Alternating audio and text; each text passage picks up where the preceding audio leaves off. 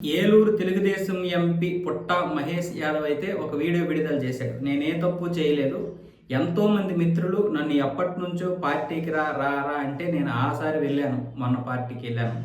అక్కడ నేను ఎటువంటి విధంగా మీరు అనుకున్న విధంగా నేనైతే తప్పు చేయలేదు, అంటే డ్రగ్స్ తీసుకోలేదు. మీరు ఎక్కడ కూడా సోషల్ మీడియాలో కావచ్చు నా మాటలు వినకండి, ఆ ప్రయత్నాలు చేయకండి. నేను మంచోడిని, నేను నిజాలు చెప్తాను, నేను ఏలూరు ప్రజల యొక్క నమ్మకాన్ని వమ్ము చేయలేదు, దయచేసి నన్నే నమ్మండి అన్న విధంగా తన సోషల్ మీడియా అకౌంట్లోనైతే ఒక విషయాన్ని పెట్టాడు, అదే ఎక్స్లో. మరి ఆయన పెట్టింది కూడా సోషల్ మీడియాలోనే. మరి సోషల్ మీడియాలో మనం నమ్మకూడదా?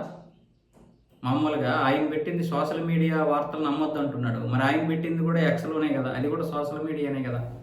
మరి పోలీసులు ఆ బ్లడ్ శాంపిల్ తీసుకున్నాక పాజిటివ్ వచ్చింది అన్నారు. మరి పాజిటివ్ ఎలా వస్తుంది అంటే డ్రగ్స్ తీసుకోకపోయినా పాజిటివ్ వస్తుంది. మనం రాజకీయ నాయకులం, బాధ్యతంగా ఉండాలి, పైగా జవాబుదారీతనంగా ఉండాలి. ఇప్పుడు ఎన్ని కప్పిపుచ్చుకున్నా అది ఖచ్చితంగా నిజాలనేవి బయటకు వచ్చేసిన తర్వాత ఇక కప్పిపుచ్చుకోవడంలో మన యొక్క నిజాయితీని ఇంకా కోల్పోవలసి వస్తుంది తప్ప ఇంకా దానివల్ల వచ్చేది ఏముండదు, ఒరిగేది ఏముండదు. ఇప్పటికే తెలుగుదేశం పల్లా శ్రీనివాస్ ఏమొచ్చేసి, అంటే ఆయన అధ్యక్షుడు కదా, ఆయన షోకాజ్ నోటీసులు అయితే ఇవ్వడం జరిగింది. అలాగే 48 గంటల్లో వివరణ కూడా ఇవ్వాలి, పార్టీ పరంగా ఎక్కడ ఏ కార్యక్రమంలో కూడా పాల్గొకూడదు అని అయితే నోటీసులు ఇవ్వడం జరిగింది. మరి ఈ 48 గంటల్లో ఏమి ఇస్తారో తెలియదు, కానీ పాజిటివ్ వచ్చింది కాబట్టి ఖచ్చితంగా దాని గురించి ఇంకా ఆలోచించడానికి ఏం లేదు. కాకపోతే ఆయన ఇప్పుడు ఒక పార్లమెంటు సభ్యుడు, వెంటనే బెయిల్ వచ్చి ఉంటుంది. లేదనుకుంటే కొన్ని నిబంధనల ప్రకారం ఆయన్ని అరెస్ట్ చేయకూడదు, ఒక ఎంపీని అరెస్ట్ చేయకపోవచ్చు, అందుకే వెంటనే విడుదల చేస్తుంటారు. సో ఏదేమైనా సరే ఇది తెలుగుదేశంకి చాలా పెద్ద దెబ్బ.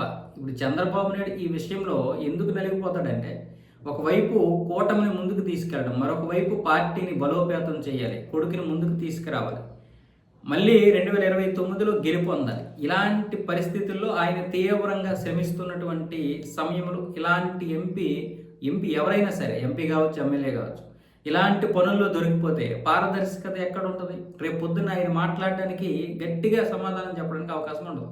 రేపు పొద్దున్న ఎవడైనా ఇలాంటి పనులు చేస్తే వాళ్ళని కూడా ఏదైనా చేద్దామంటే అవదు.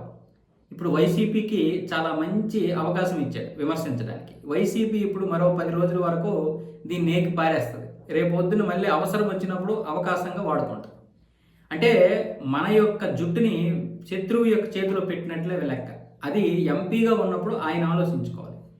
నిజంగా ఒకవేళ అక్కడ డ్రగ్స్ వాడుతున్నారు, లేదంటే అక్కడ ఉన్నదని తెలిసినప్పుడు నేను ఇలాంటి వాటికి దూరం, మీకు తెలియనిది ఏముంది, ఇది కరెక్ట్ కాదు అని ఖండించి వచ్చేయాలి.